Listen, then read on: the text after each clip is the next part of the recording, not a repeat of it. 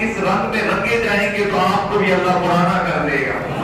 اصل یہ ہے کہ دین کی اصل کو سمجھنے کی ضرورت ہے. حضور علیہ السلام نے فرمایا کہ جب کوئی تم پر احسان کرے تو اگر تم اس کا استطاعت نہ رکھتے ہو احسان چکانے کی تو ہاں اتنا ضرور کر دیا کرو کہ جس نے احسان کیا ہے اس کی تعریف کر دیا کرو. بولے جس نے احسان کیا اس کی، جس نے احسان کیا اس کی تعریف کر دیا کرو. اور اگر تعریف نہیں کرو گے تو تم اس کی ناشکری کرو گے، اور یہ ناشکری بندے کی بھی ناشکری ہے اور رب کی بھی ناشکری ہے. تو یہ تو ہو گیا مومنین کی بات. تو آؤ اب یہ نہ دیکھ لیں ایک عام بندہ کسی پر احسان کرے تو اس کی تعریف ضروری ہے، اس کی احسان بندی ضروری ہے، اس کی نیاز بندی ضروری ہے. اور مرشد جب کسی پر احسان کرے تو مرشد کا کیا احسان ہے؟ مرشد کی بڑی مہربانی کہ مرشد نے ہمیں خدا کی پہچان کرائی ہے. مرشد کا بڑا احسان ہم غفلتوں میں پھنسے ہوئے تھے ہمیں نیکوکاروں میں شامل کر دیا ہے. مرشد کا بڑا احسان کہ ہم غفلتوں میں ڈوبے ہوئے تھے، ہماری نمازیں کچی تھی، ہم جھوٹ بولتے تھے، ہم غیبت کرتے تھے. اس مرشد کا بڑا احسان ہے کہ جس نے ہمارا رابطہ اللہ سے بھی جوڑ دیا ہے اور مصطفیٰ سے بھی جوڑ دیا ہے. تو جب ایک عام آدمی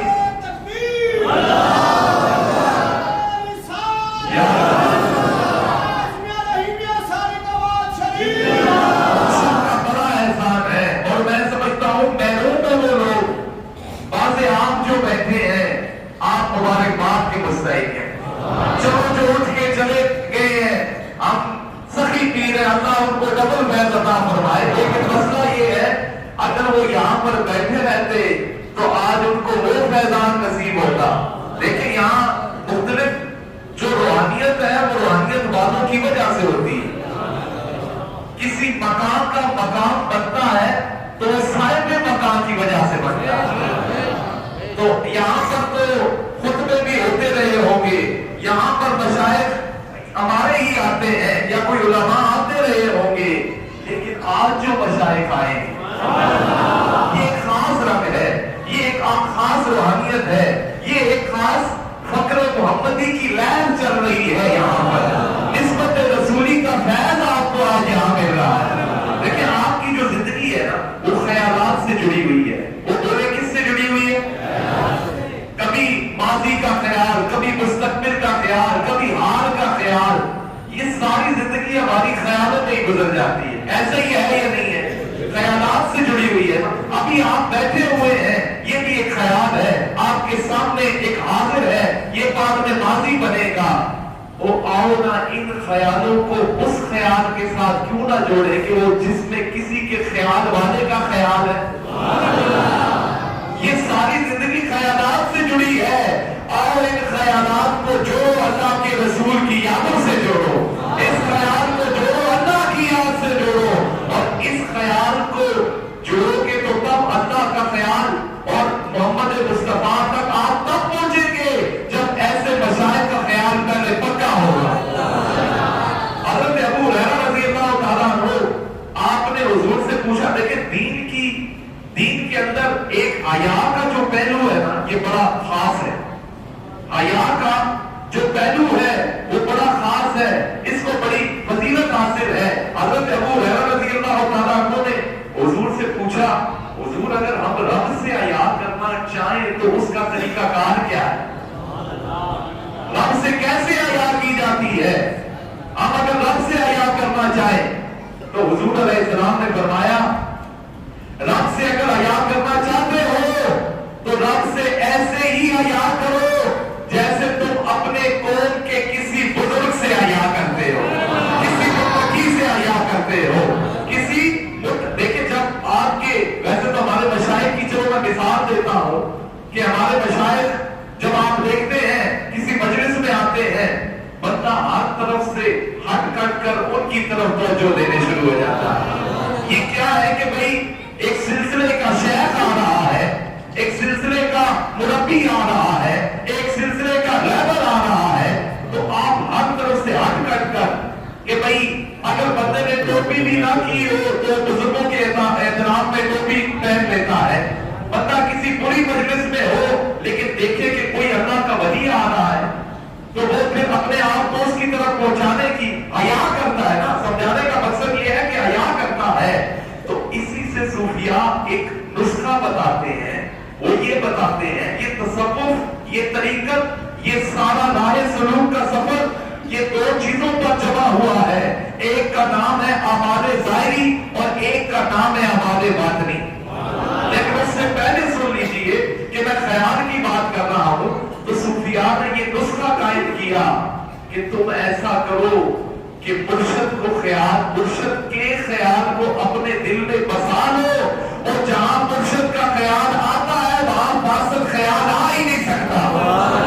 نعرہ تکبیر، نعرہ رسالت. پہلے تمہیں مرشد کے خیال سے خیال کو ملانا ہوگا، اپنی روح کو مرشد کی روح سے جوڑنا ہوگا. پھر مرشد تمہارے لیے دعا کرے گا، تمہیں راتوں کو جگایا کرے گا اور تمہیں بخس سے، اناد سے، کینے سے، غرور سے، تکبر سے بچایا کرے گا. پھر ایک وقت آئے گا کہ سارے خیالات ختم ہو جائیں گے اور صرف اس ایک کا خیال باقی رہ جائے گا.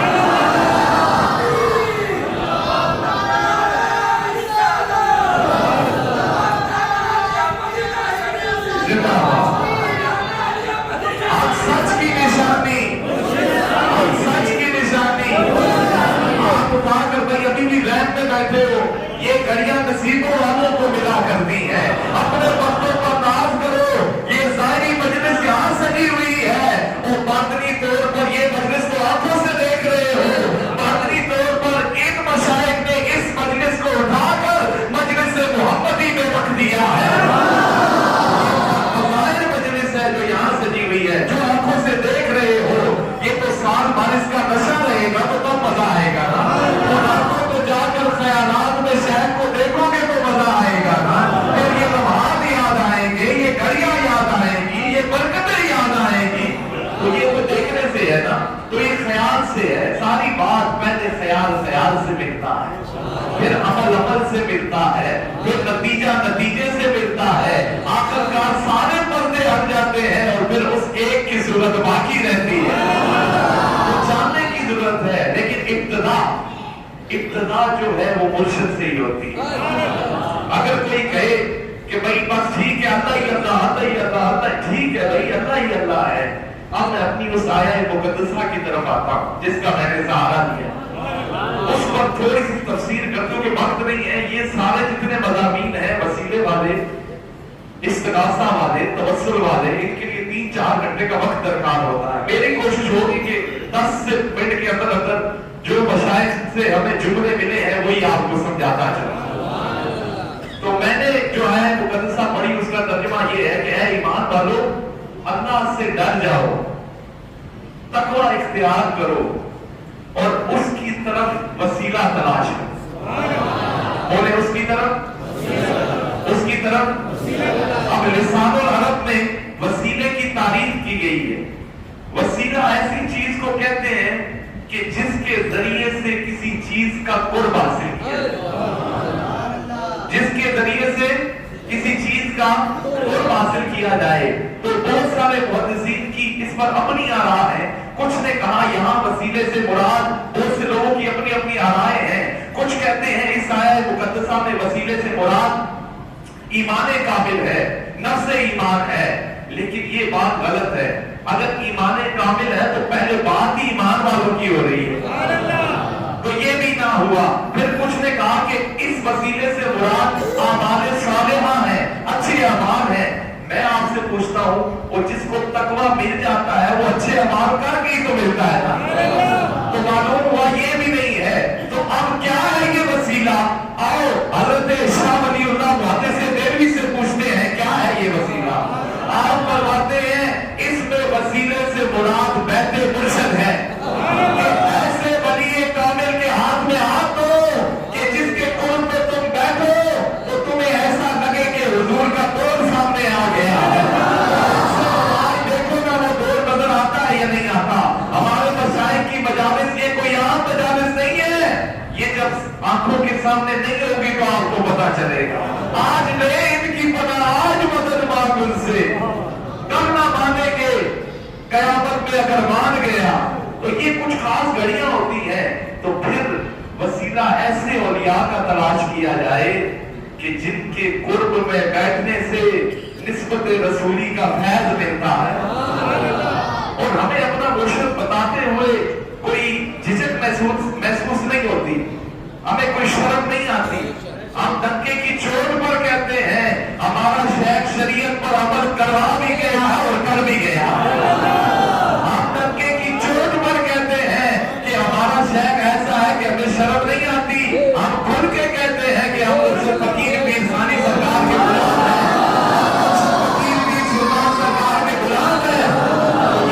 तो ये हमें बताते हुए कोई मसला नहीं होता। थोड़ा सा लोगों को और इस चीज से आपको बड़ा बचने की जरूरत है। और देखें जो वसीला है, आमाल का वसीला, अलामा साहब आमाल का जो वसीला है, मैंने कुछ उलमा के लिए गुफ्तगू छेड़ी है, आमी भी समझेंगे, खास भी समझेंगे कि जो वसीला है आमाल का, उस पर तो कोई इख्तलाफ नहीं है। असल इख्तलाफ है ज़वात के वसीले पर, ज़वात के वसीले पर। और ये इख्तलाफ ये 200-300 साल पुराना इख्तलाफ है। उससे पहले तक जितने मुहद्दिसीन हैं, जितने मुफस्सिरीन हैं, जितने उलमाए किराम हैं, जितने आमाए किराम हैं, वो सब हयात नबी के कायल थे।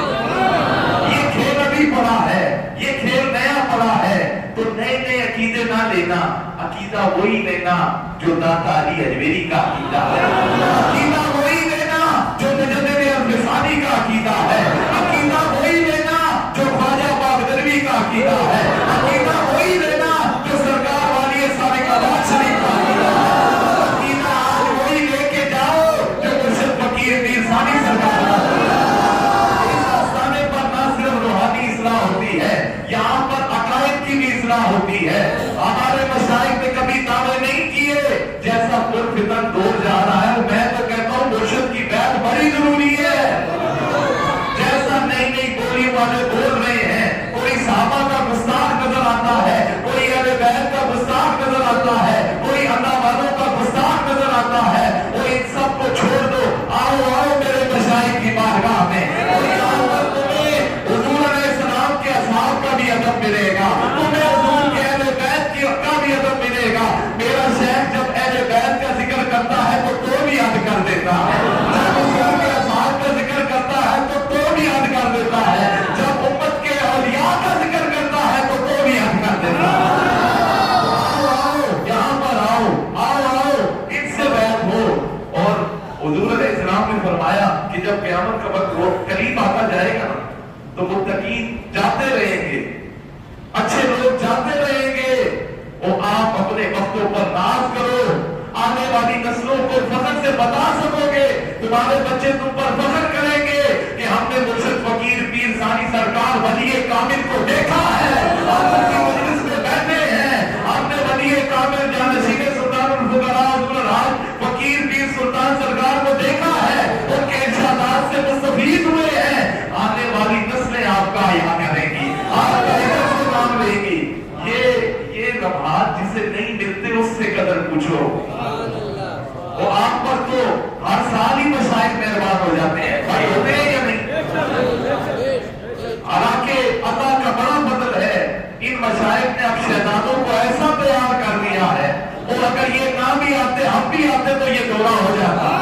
लेकिन मसला ये है, आपको अपने वक्तों पर कराची वालों नाज करो, हिजर की सख्तियां किसी और से पूछो, हिजर की सख्तियां पंजाब वालों से पूछो, हिजर की सख्तियां उन आपके मुरीदों से पूछो, आपके पीर भाइयों से पूछो कि जहां पर हुजूर 20-20 साल नहीं गए, 15-15 साल नहीं गए, वो आपके पास तो पूरा सिलसिला नक्शबंद का 45 औलिया समेत फैज आ गया है।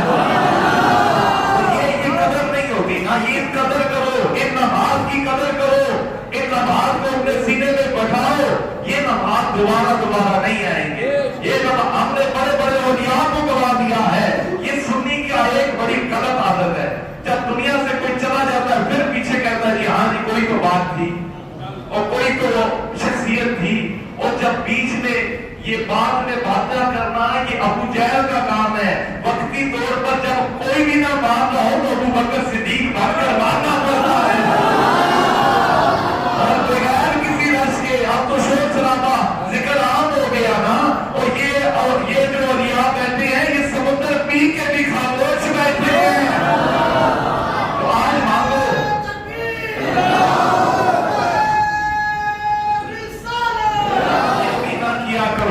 غیر حاضریاں اور یہ محرومیاں نہ کیا کرو. زندگی کا کوئی پتہ نہیں ہے, کچھ پتہ نہیں ہوتا. جو غیر حاضریاں کرتا ہے وہ اس کی غفلت ہے. دیکھیں حضرت بختار کاکی رحمت اللہ علیہ سلسلے کے شیخ ہیں. آپ سے کسی نے پوچھا حضور یہ پیر کا حق بھی ادا ہو سکتا ہے؟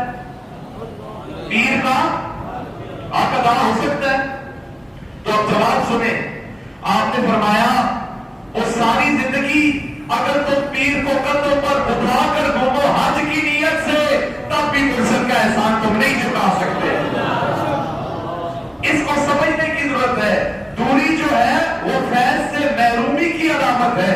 اور ایک اور بات مجھے بڑے مزے کی لگی اس دن رات کو کی تو میرے حضور کی ولادت کو بھی بڑی اچھی لگی. وہ یہ کہ میں نے اللہ کا ایک فرمان سنا, ایک میں نے پڑھا اللہ کا فرمان. وہ یہ ہے کہ اللہ فرماتا ہے جب میں کسی کے لیے ہدایت لکھ دیتا ہوں نا تو میں گھسیٹ کے اسے اپنی جانب کر لیتا ہوں. میں اسے گھسیٹ کے اپنی جانب کر لیتا ہوں. اب آپ سنتے رہتے ہیں کہ غوث اعظم کے پاس جب چور آیا تو وہ کتب بن گیا. سنتے ہو یا نہیں سنتے؟ بڑا گہرا جملہ کہنے لگا ہوں. غوث اعظم کے پاس جس طرح اولیاء کے پاس تو برا آتا ہے اچھا بن جاتا ہے, چھوٹا آتا ہے بڑا بن جاتا ہے, بدکار آتا ہے نیکوکار بن جاتا ہے. یہ سنتے رہتے ہو نا. تو اب اس بات پر غور کرو. اللہ فرماتا ہے کہ میں اسے گھسیٹ کر اپنی جانب کر لیتا ہوں. اب آپ سنتے ہیں کہ غوث اعظم کے پاس چور آیا وہ کتب بن گیا. میں کہتا ہوں وہ تھا کتب ہی, وہ چوروں کے ماحول میں پھنسا ہوا.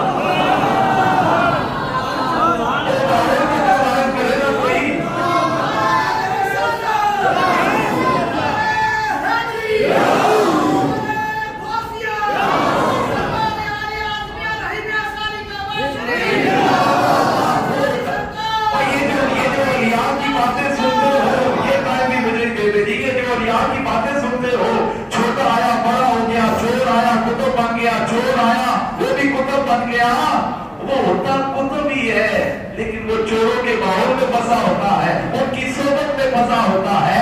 یہاں سے اللہ خود زمین پر آ کر تو نہیں کسی کو گھسیٹتا نا, وہ ایسے اولیاء کا وسیلہ بنا دیتا ہے, ان کی معیت بنا دیتا ہے, ان کی صحبت بنا دیتا ہے. اور پھر چور بھی آتا ہے تو وہ کتب بن جاتا ہے.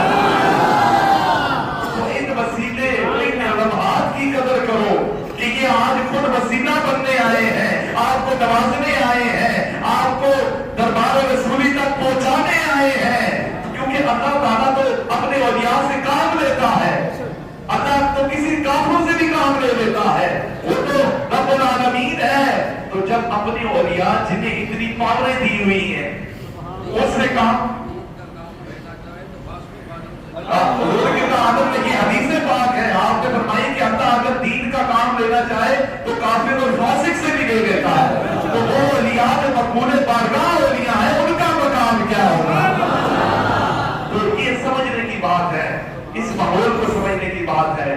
آپ کا یہ ذوق ایسا ہے اور حضور کی عادت میں ایسی فضا بنائی ہے کہ ہمارا بھی دل کرتا ہے کہ آپ 5 گھنٹے یہی پڑھتے رہیں, لیکن جوش کے ساتھ ہوش بھی ضروری ہے. تو اب میں نے ایک نام, کیونکہ یہ جو عنوان میں نے چھیڑا ہے یہ کافی طویل عنوان ہے, لیکن میں یہ سمجھتا ہوں کہ جو تھوڑا بہت سمجھ آ گیا ہے یہ اس کی چمک رہے گی آپ کے دماغوں میں, یہ آپ کو یاد آتا رہے گا, یہ لمحات یاد آتے رہیں گے, یہ لمحات ذکر یاد آتا رہے گا. تو دعا ہے اللہ تعالیٰ سے جو میں نے کہا اپنی بارگاہ اقدس میں قبول فرمائے, منظور فرمائے. اب ایک مرتبہ درود پاک پڑھیں, ایک نعت میں پڑھتا ہوں اور اس کے بعد